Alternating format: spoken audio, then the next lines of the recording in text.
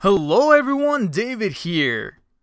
Yes, it's happened. It's happened. I couldn't control myself. I was at Target.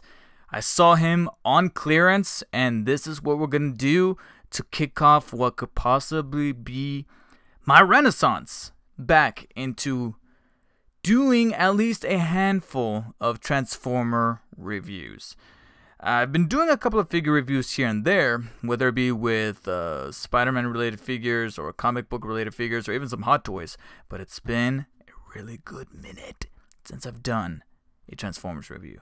And now we're going to kick things off with a rather old figure that I think most of you have already seen the reviews for by this point, but hey, you have not seen one from me.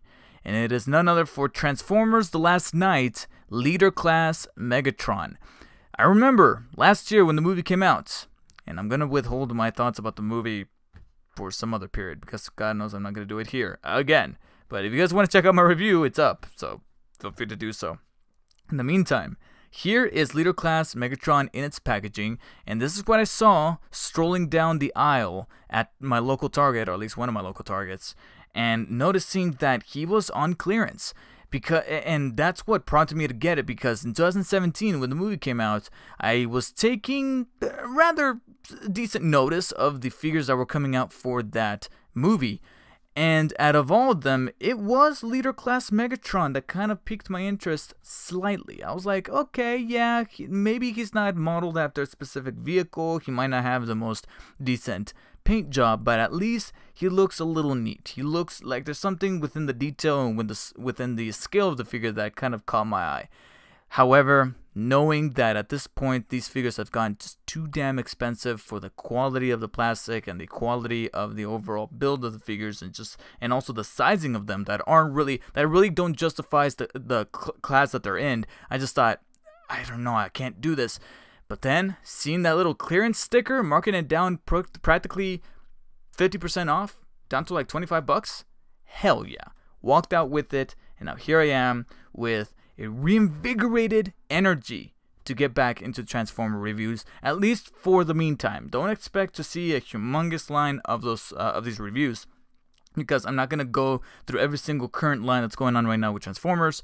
This is just to kind of start things off and see how these reviews kind of do now after all these years. So let's take a gander here at Transformers Leader Class Megatron from The Last Knight. You see here the packaging is pretty basic. Got Transformers there on the side. Right here you got, what does it say? Premiere Edition. I don't know. I can't really remember what that meant back when they initially came out, but you see Megatron right there encased in his robot mode. Some artwork of the figure, of the character itself, Megatron. Then on the sides it just says Transformers right about there with some hieroglyphics. In the back you got the traditional marketing packaging of Transformer figures with him in his robot mode, his vehicle mode, which first impressions I'm kind of like, okay, it might be neat, but I think there might just be a little bit more desired for it. Here on the sides is the other recommendable figure, which I believe it's that version of Optimus Prime. I can't really see it very well, but I believe it's the, it's that new version of Optimus Prime, or Nemesis Prime, whatever you want to call it. But it was that version that came out back in 2017, as well as a description of the character, which we haven't already seen dozens of times before. And then on the sides, or at least on this side, we have an image, a menacing image of Megatron.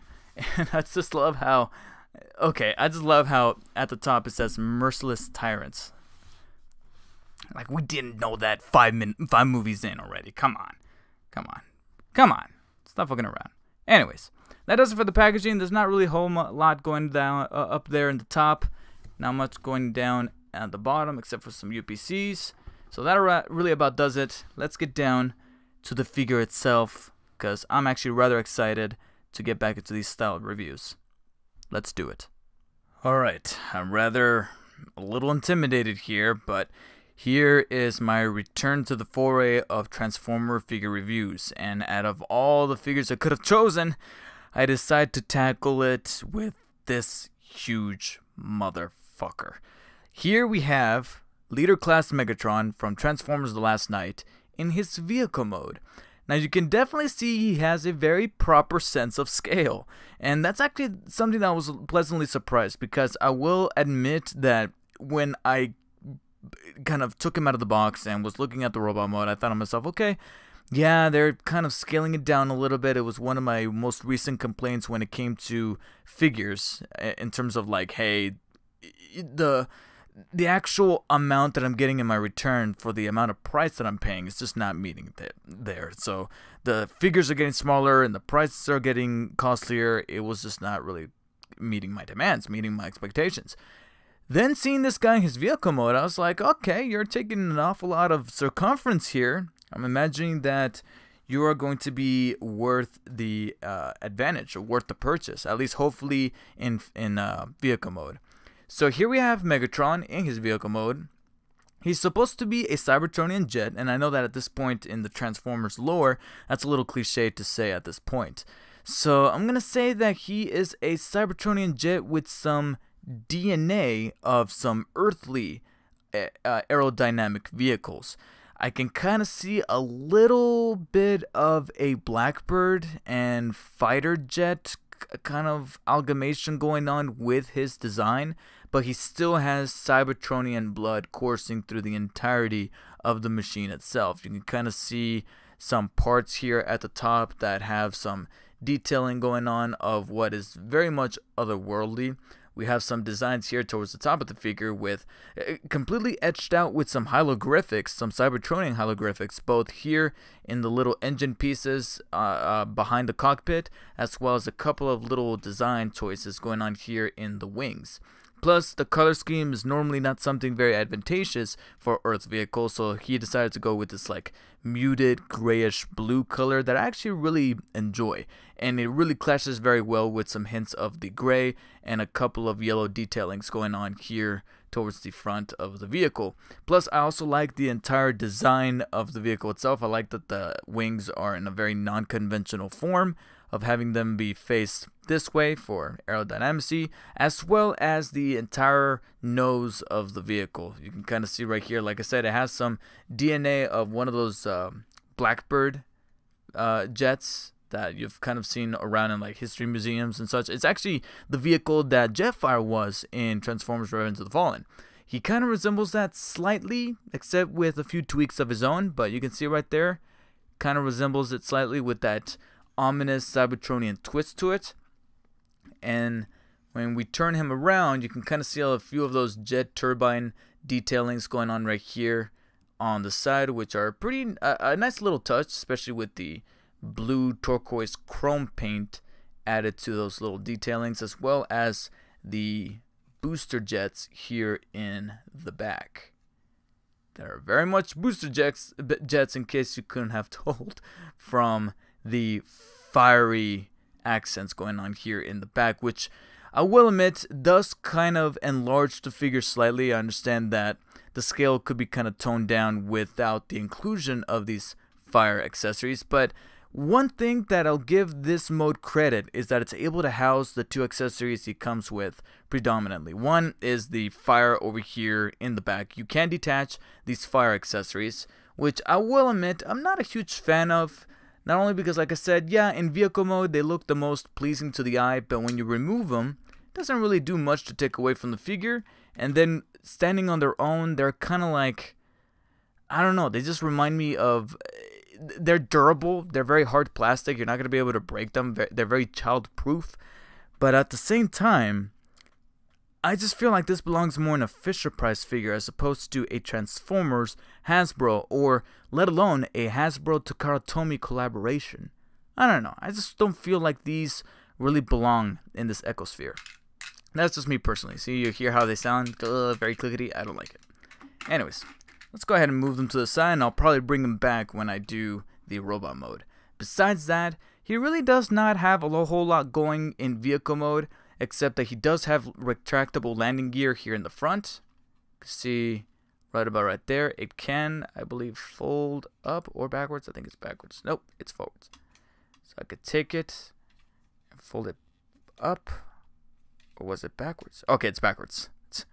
Forgot. So as you heard right there, it clicks in, and the retractable landing gear kind of comes in, but then he ends up in this pose where it looks like he's crashing. Like maybe Megatron had a few too much to drink and now he's crashing and he doesn't know what to do with himself. Although, very surprised they threw in a workable cockpit. You go in here and you can actually lift up the glass of the cockpit. You can actually look inside and there's an actual detailed seat along with controls and everything. Of course, it's not going to be the most immaculate detail, but they actually went out of the way to include a little cockpit in there in case you have one of those little minifigures that you want to put in there. So that's kind of nice, right? Besides that, he really does not do a whole lot really, except to kind of bring something to my attention that I think, the more I think about it, I actually think it's a little bit of a compliment towards the figure. That would be that this figure could have easily done something that I've seen some other Transformers figures, notably Decepticon figures, do whenever the character has to transform into a jet. And that's when, and I don't know how to, I think the Voyager Starscream from the 2007 movie line was a huge culprit of this, where when he would transform to the jet, the top portion was very much a very well paneled, well put together jet. And then when you flip the figure over, you can easily see the kibble. You can easily see the character all folded up like he's in torturous pain. And all of it is exposed and you can clearly see where he got folded where. With this guy here, with the exception of the easily visible, concealed, quote-unquote, accessory of his sword here at the top, which, again, does a good job of holding it together so that you can have his sword here at the top, and then, like I mentioned, the little fire accessory bits here towards the engines, inside of the engines, to make it seem like they're combustible. They are very much in plain sight, most especially the sword here at the top. I mean, you couldn't have been watching this entire video and not realizing that, oh, it's right there. So I'm going to move it to the side, and once we get that out of the way, they did a good job at having the character kind of fold in on himself, but not really show an awful lot of kibble. With the exception of possibly the chest piece here, right in the flat middle, there's an awful lot of symmetry going on around here where you're like, okay, you know, where's the legs, where's the arms? Each one could be kind of interchangeable for the other, and you're like, all right, you know, the figure kind of blends within itself. So it's not like the entire top portion is just one flat panel that's supposed to give me the semblance of an engine or semblance of a jet, and then when I flip it over, you see Megatron's head just kind of peeping out right there, and then his arms kind of doing like a little crunch fetal position. They didn't do that, and I was actually rather surprised by how they were able to kind of utilize all of his different pieces in robot mode, some of which you were not expecting to kind of be here out in the open, and yet still have them kind of flush in with the body and still contribute to that Cybertronian jet look. So it's like, okay, I can look at this and go, oh, it blends in. I guess that's probably another thing that this figure has going for, or at least the character did in the movie, is that he's a Cybertronian jet. Cybertronian jets are not real, so they can kind of get away where what can go where, because unlike Starscream we know at least an idea of what a jet is supposed to seem like. So when he transforms into a jet, and then when they brought forward that figure, we're like, okay, that's obviously his head, that's obviously his arms, why are they here? So, moving on to something that you guys might have to bear with me and have an awful lot of patience for, the transformation. Why? Because it's been a while since I've done this, so I'm about to give it once more another shot, and once again, I had to go with a figure like this to demonstrate it. But, hey, I'm all for challenges, mainly creative ones. Let's get down to it. So the first step I'm going to do in the transformation to robot mode is one that I was hoping for it to be the last, because it could have been a nice little final touch. But I'm about to mention why I want to do this at the get-go, because it's going to be annoying from here on out trying to conceal it. And that's the cockpit here in the front. It has a rather cool little spring-loaded mechanism, very reminiscent of that auto-transforming technology, what have you, they had back in 2007 with those figures where you would move one piece and then a bunch of other pieces would move, and it was kind of gimmicky, but at the same time, it was fun to look at, especially for certain figures. You have a tab right here at the top. And you can see it right there. You have a tab right there at the top, right behind the cockpit. You press it. The nose of the jet completely splits up. Let me pull my mic a little bit here so you guys can hear me as I tilt my head. The nose splits up here to form his arm weapon. And then from the middle, you take this, you pull it out. That seems phallic. And then you reveal the weapon that the arm cannon he's gonna have on his arm. The reason why I did this first though is because I don't know if it's just mine, but one of these pieces, I think I'm gonna say it's the one here on the left, is very, very loose and very trigger happy, so to speak. So I can try kind of closing them together, but you can see right there, one little nudge, and this one already starts to kind of come off. And I know for a fucking fact that if I try to continue to transform this guy without doing this step first, it's gonna keep popping and popping and popping, and ultimately just ruining the surprise. So I'm just like, screw it. I'm not gonna give you the satisfaction. I'm gonna do this first. So let's pop this open, reveal the weapon, and that's done. Next. And again, bear with me, guys. I'm trying to figure out what's the best way to do this. We're going to take the wings and kind of give them a tug, and they should pop off from the main body here. They are kind of held together by tabs all throughout here. I think there should be like 2 tabs inside here, lodged into 2 little slots at the top of the wings. And then we're just going to move the wings upwards like that. And as you can see, that one kind of detached itself. And then do the same thing with the other wing and move it up like that. Now you'll want to be a little careful with these wings because they are filled to the brim with pieces that during my execution of transformation multiple times in practicing for this review, they would come off an awful lot. We have one piece here that would just come off almost every single time, and then these jet pieces here, they are movable, but they're held together by this tiny little joint, and whenever giving it too much pressure, it just pops up. And you might see it in this video, so hey, give it some time and you're going to definitely see it. Next, we're going to do the legs. That'll probably be the easiest part of the review, and I guess in doing so, I am going to have to tilt the camera, so bear with me here. Hopefully everything is still properly in focus. I'm just going to have to hope for the best here, but I think we're doing pretty well. So now we take what's going to be the legs. You can see he's kind of doing like a U shape with them, which is physically impossible. But then you're going to take these pieces here that are normally held together by, again, a tab inside of a slot right here where the turbine engine is, but they don't really hold on very well. So you're just going to have to have faith in them. But you dislodge them from the tab, and then you just pull all of this downwards like so. Right there.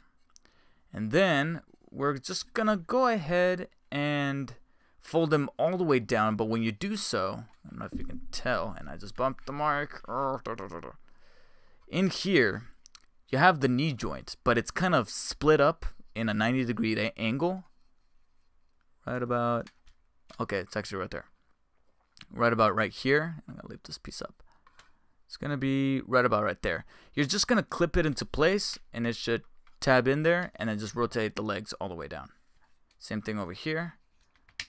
You hear that tab? That's when the knees are going to join together because they split up in 2 places. So that's what you did right there. Alrighty. And then we're going to turn it from the inside out to have the knees face forward like that. Alright, so we mostly got the legs situated there. And we're going to go to the back. Actually, before we finish the legs, we're going to kind of move these wings out of the way. These 2 wings are connected to this inward panel right here. Just take it, move it up like so. And it's actually on 2 hinges, so you can actually fold it up like that. And you can actually clip it into place. You're not going to hear a clip, but it is going to fit in there nicely and snugly. I missed using that word. Snugly. Alright, I'm just going to move the mic a little bit more so hopefully you guys can hear me accordingly. But, moving on, we're going to go to the back of the legs. We're going to take the jet turbine engines and just fold them up so that we can form the ankle. And then this airplane piece, or jet piece, whatever you want to call it, I'm going to fold it in like that. And that's going to flush into place, completing the leg. Same thing over here. Take it. Fold it up like that. Take this piece, fold it all the way in, flush into place.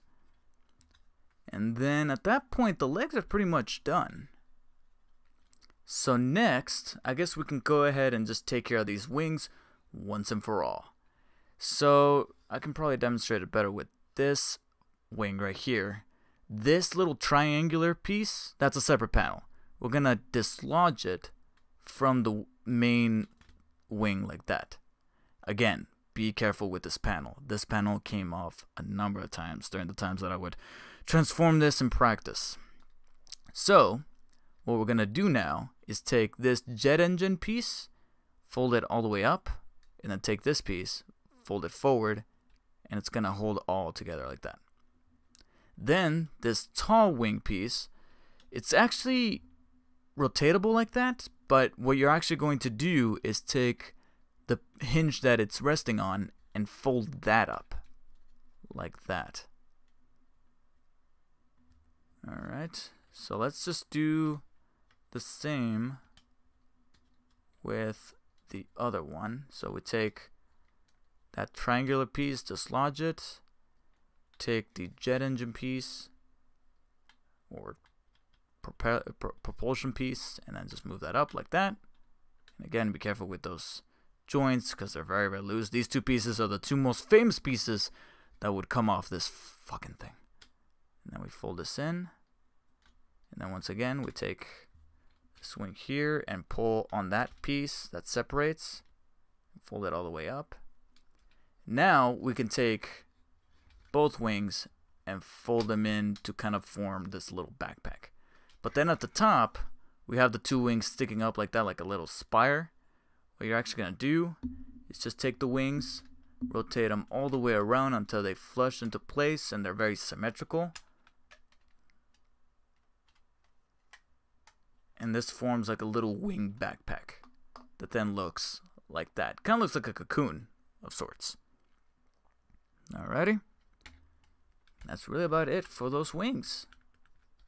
Alrighty. So we're more or less more than halfway with the figure.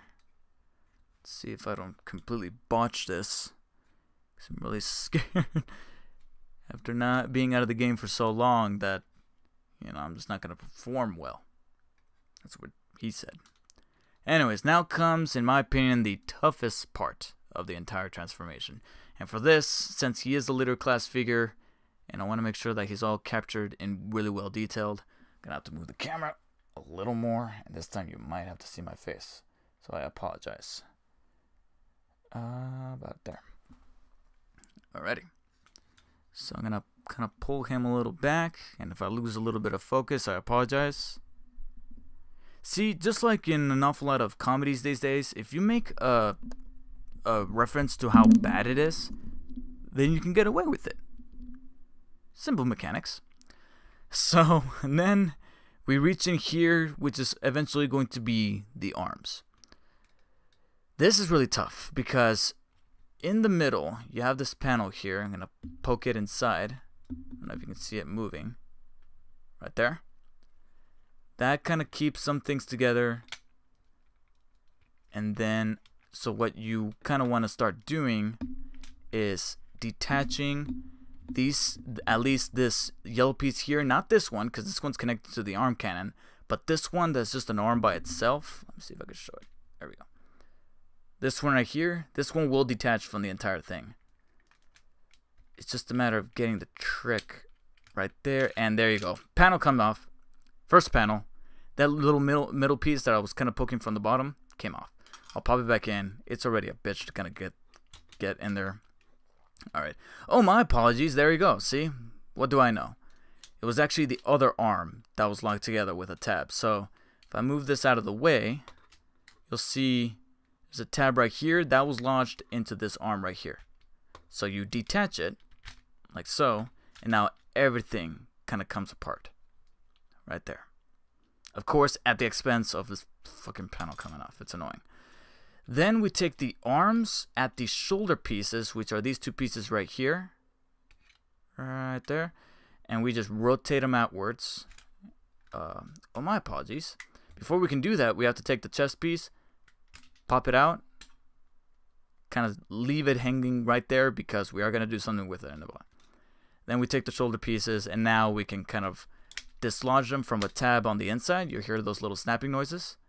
And now we fold them all the way back to where this rectangular piece is going to fit into there. So I'll demonstrate with this one right here. Boom, tapped in.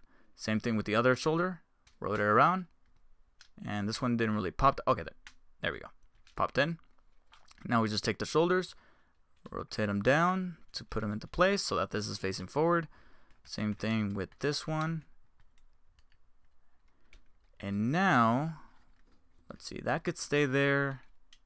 That could pretty much stay there as long as these fleshed out parts of the arm are in there. Then that means that it's facing in the right way. Then we reach inside of this hollow spot here, and we push out the hands. Right there. Alrighty. And then the same thing over here, if I can find it. Where'd it go? Oh, here we go. So as soon as I remove the arm cannon and kind of move it out of the way, reach in, fold out the hand. There we go. So with the exception of this goddamn panel, which I'm going to see if I could pop back in real fast, because I know a couple times before it gave me some huge problem. You might have to see a little editing going on right here, because this thing is so fucking irritating. See if I could pop it back in. Nope. There we go. Once it's popped in, push it back down, fills out that little hollow spot, and then to fill out the hollow spot on the other arm, we're going to take the entire arm cannon. And this is tricky because it's on a handful of hinges where you're just going to have to practice as best as you can. You take it, rotate it forward, then on this hinge, rotate it up, and then once again, rotate forward, and it's just going to fold in.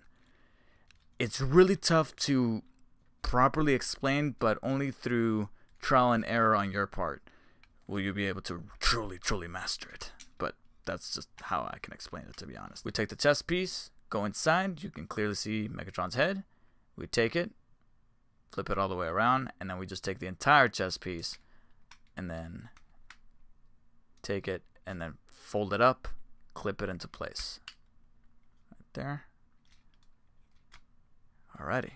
And then minus a couple of adjustments. That's what I meant to say. Minor. Alright, get his legs in the right position.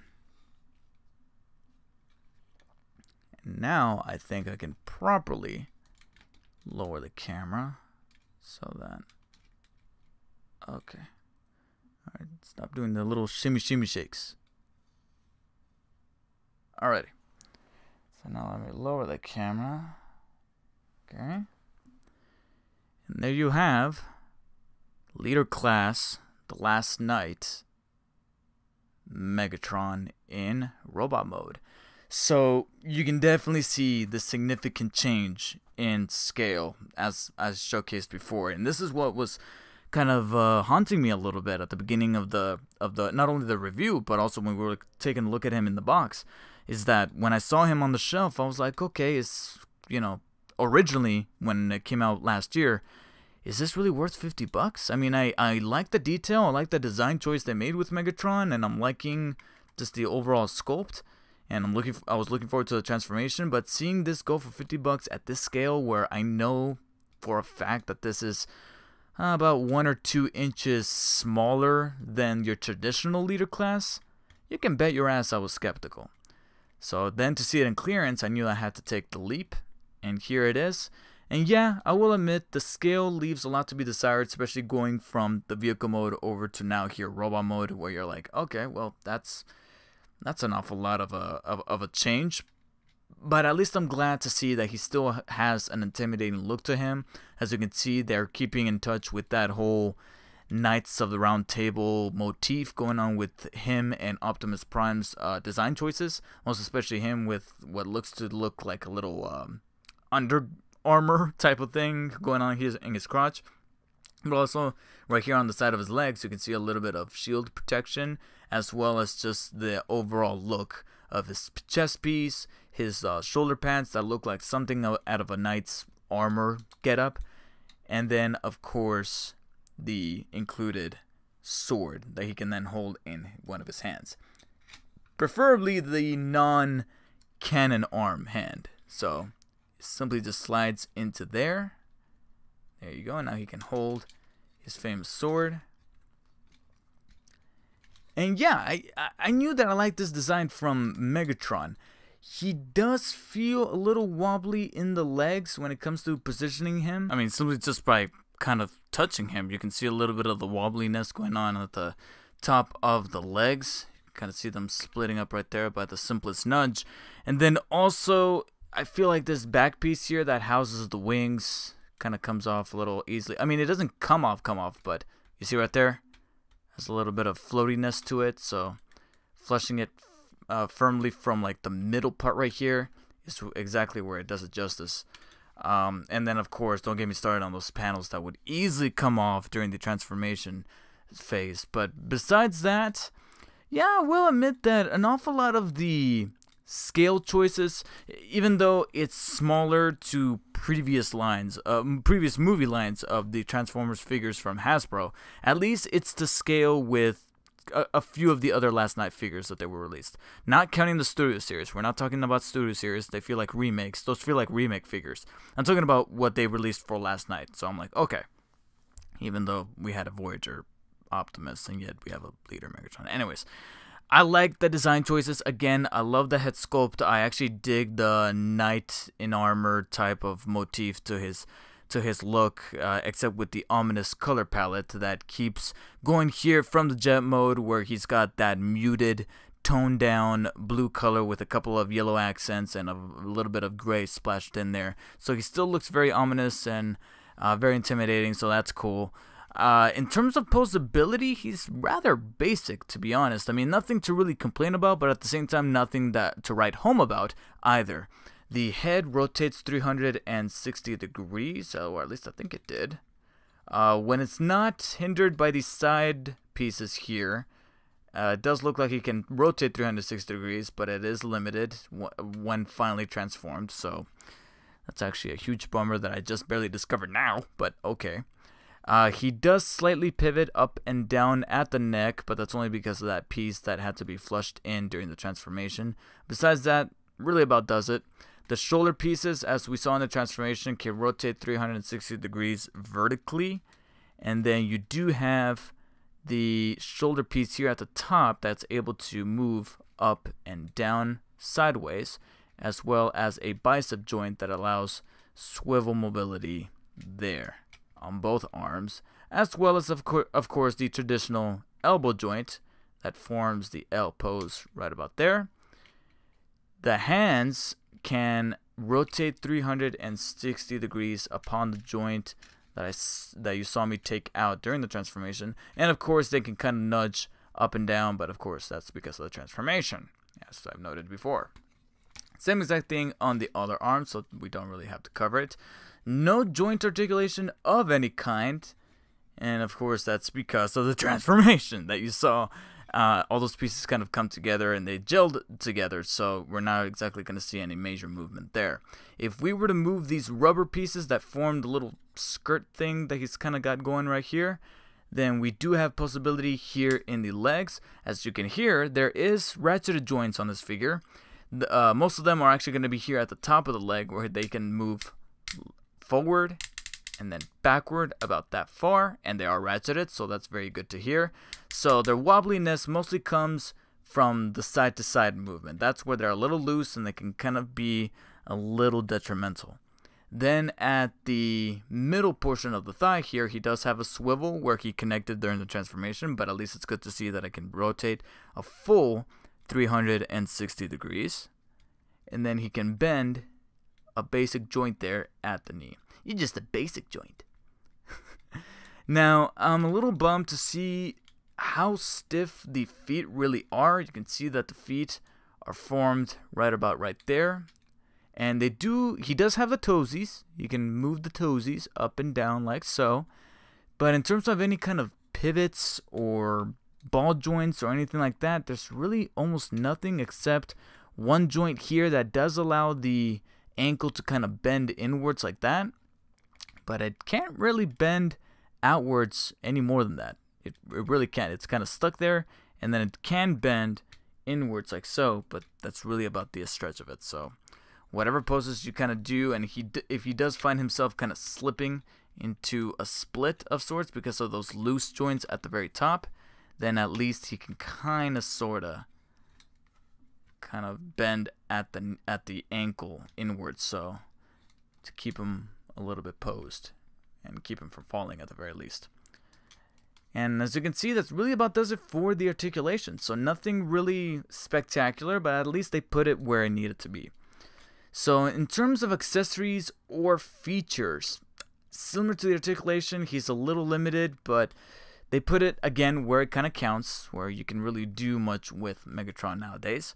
First one is of course the one that I kind of showed off already and kind of jumped into prematurely, is the sword. It can fit into either hand, but of course I think it's the moral thing to do to put the sword on this hand, the one that doesn't have a weapon on it already.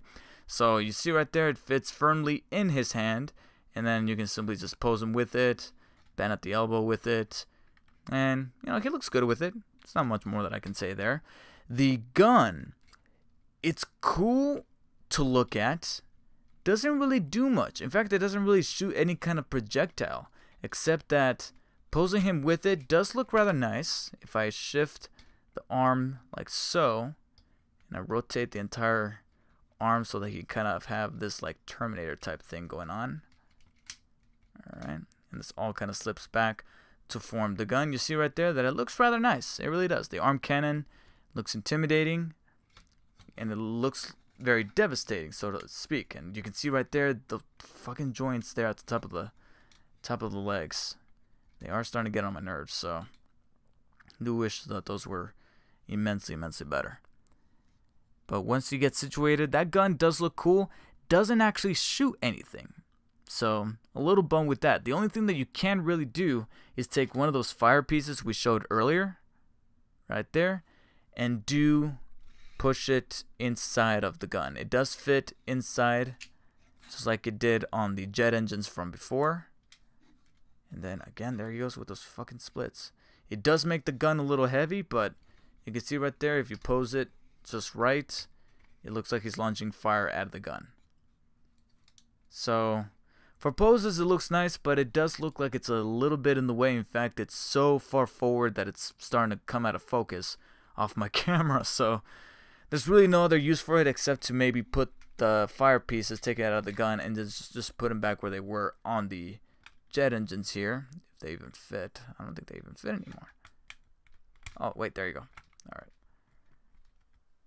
So they can go here at the top, and then Megatron can pretty much look like a Mad Max character. Like the Doof Warrior, aka the guy with the fiery guitar. Boom. There you go. That actually looks kind of neat. I might just keep him like that. I don't know. I do think it's kind of funny, but at the same time, silly and goofy in all the right ways. So there you go. The only other little hidden feature they threw in with Megatron is his head. I'm probably going to have to cut to a close-up here because that's the only way that you're going to be able to see it. But here at the top, behind his head, he's got a little lever that if you push in and out, he'll actually switch his mouth around to form like a mouth guard piece. And the two little mandible pieces will kind of close up a little more to kind of give him like that protected armor look that I was talking about before. And to kind of resemble that of a knight.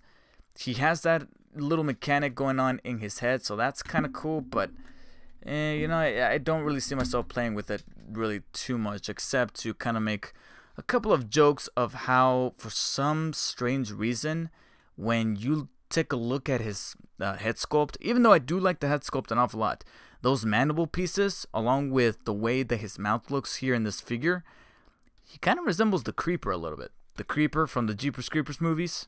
Kind of looks like that. I don't know if it's just me, but yeah, I can definitely see the resemblance and the jokes at his expense. So I'm just gonna go ahead and remove the fire pieces here because they are a little bit distracting, as I mentioned before, a little obnoxious there. So I'm just gonna remove them and then finally stop fidgeting with these fucking legs.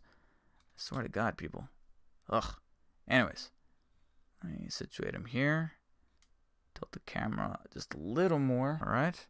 So there we have Leader Megatron. A pleasant figure to use as my little renaissance or so of Transformer figure reviews, but not exactly the best. I can definitely see the significant problems with this figure, whether they be specifically for my version when it comes to those loose joints, or just the overall production of the figure that still kind of echoes my opinions about Transformer figures as of late when it comes to the price point, the scale, and the quality of the plastic. Most of the plastic on this figure feels rather robust, especially for a Leader class figure, with the exception of maybe the biceps. The biceps and the arms do feel a little flimsy compared to the other pieces of the figure, but it's still a decent enough figure that I had some enjoyment transforming and taking a look at both his vehicle mode and his robot mode, along with some pretty good redeeming qualities, but not without its setbacks that I have to kind of point out here on camera that you've probably already seen by now. So I'm going to be giving Transformers Last Night Leader Class Megatron a very, very low 8 out of 10. It's still a welcome addition, a nice little figure that I chose to induct myself back into a Transformer reviews, at least for the time being. I still don't know if I'm going to carry on with these, but I'm glad that I picked it up, especially at clearance. Maybe at full price I would have been questioning myself a little bit, but in clearance down to $25, if you could find the figure at that price point, I would definitely say pick it up if you're a fan of the Transformer figures and if you actually enjoyed his conceptual design in that movie, despite the movie itself being a physical attack on the senses. Thank you guys so much for watching my review. Please let me know in the comments below if you guys enjoyed it. If you guys own this figure, let me know your thoughts on it. And of course, continue to support the video by hitting the like and share button. And continue to support the channel by hitting the subscribe button for more figure reviews coming very soon. Until next time, guys, take care very much. And go ahead and roll that out of here. Roll that out of here. What the fuck does that mean? Anyways, thank you guys. See you later. I don't know if at this point they managed to incorporate mocap, but the way they run, or the way it's like they didn't get the proper people to interpret some of these folks. There's a couple scenes where Peter has to run and he just has like the most wimpiest run, and it just did not translate very well. Parker! That's the third call I got about giant lizards running amok in Gramercy Park. Giant lizards! Pronto!